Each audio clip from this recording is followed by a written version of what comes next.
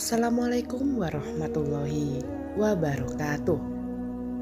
Sahabat beriman, azan merupakan panggilan bagi umat Islam untuk menunaikan ibadah sholat. Dalam sejarahnya, Rasulullah Shallallahu Alaihi Wasallam sempat mencari-cari sosok yang tepat untuk mengumandangkan azan yang pertama kalinya. Lantas, mengapa Rasulullah Shallallahu Alaihi Wasallam mencari sosok untuk mengembangkan azan? Mengapa bukan Rasulullah saja yang mengumandangkan azan? Apakah Rasulullah Shallallahu Alaihi Wasallam pernah mengumandangkan azan? Apa yang terjadi jika Rasulullah Shallallahu Alaihi Wasallam mengumandangkan azan? Tonton video ini hingga akhir agar tidak sesat. Rasulullah Shallallahu Alaihi Wasallam sempat kebingungan mencari sosok yang akan mengumandangkan azan. Rasulullah mencari-cari muazin untuk melantunkan azan yang pertama kalinya. Rincian sejarah azan hingga sosok yang menjadi muazin pertama dijelaskan dalam sebuah hadis yang diriwayatkan oleh Imam Muslim. Suatu waktu ketika kaum muslimin tiba di Madinah, mereka berkumpul sembari menunggu waktu sholat. Namun tiada seorang pun di antara mereka yang bisa memberitahukan bahwa waktu sholat telah masuk.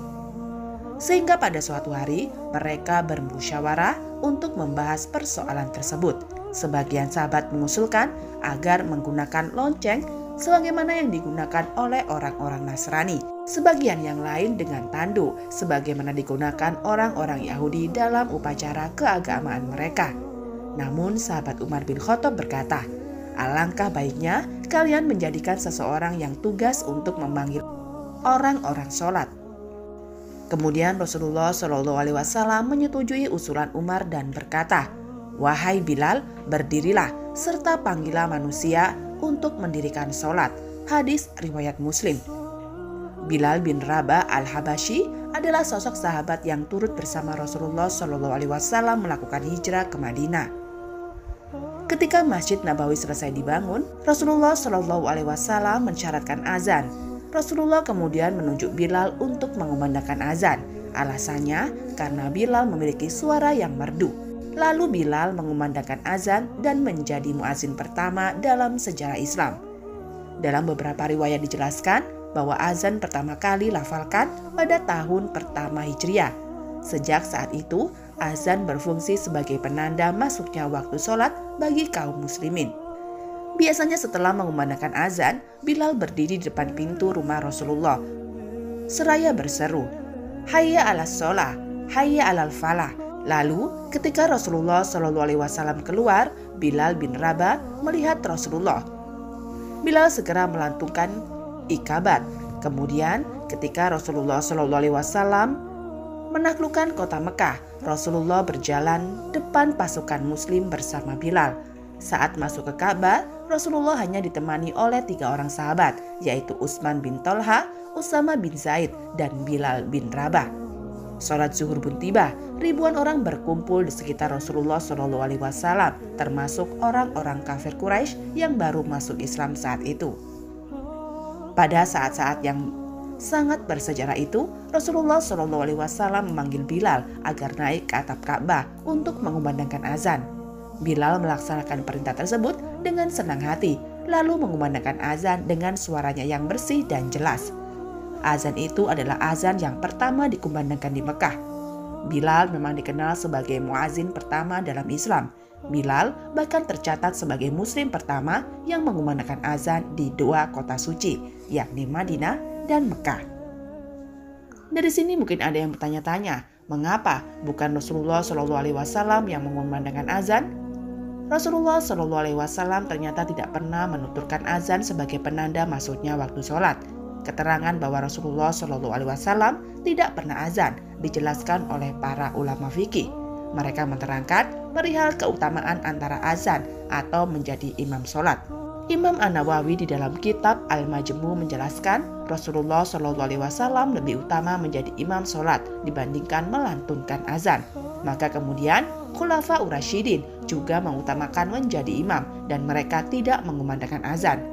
Imam Al-Baihaqi dari Umar bin Khattab yang menyatakan, "Seandainya saya berkesempatan untuk mengumandangkan azan saat menjadi khalifah, sebagai saya akan mengumandangkan azan."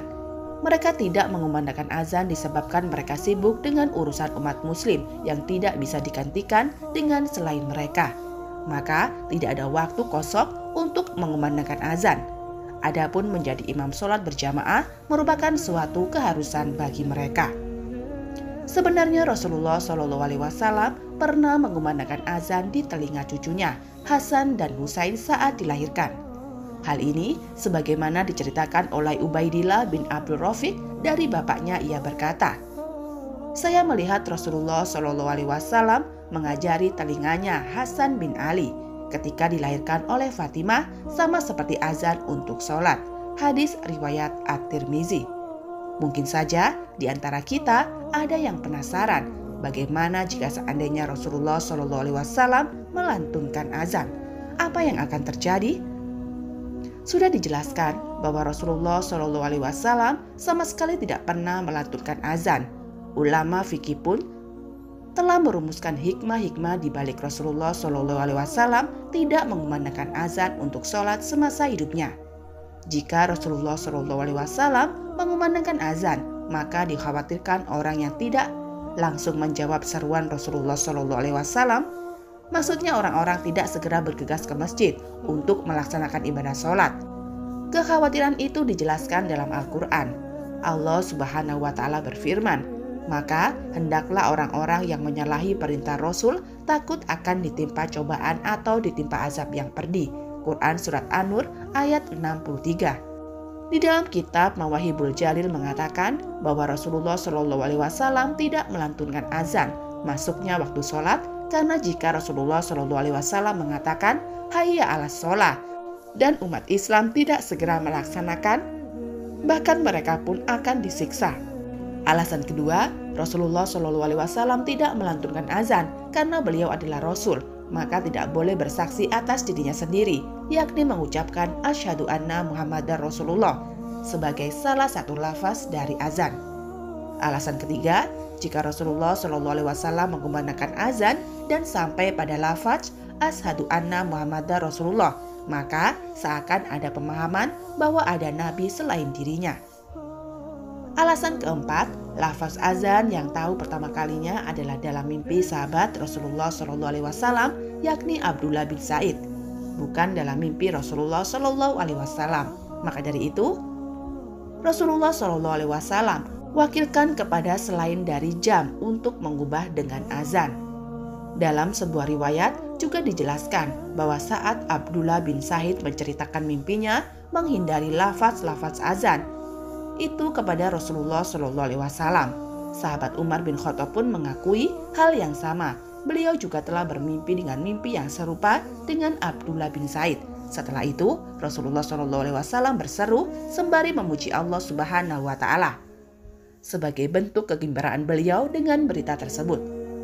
Alasan mengapa Rasulullah SAW tidak mengumandangkan azan karena kesibukan dan sempitnya waktu beliau untuk bisa mengumandangkan azan sholat.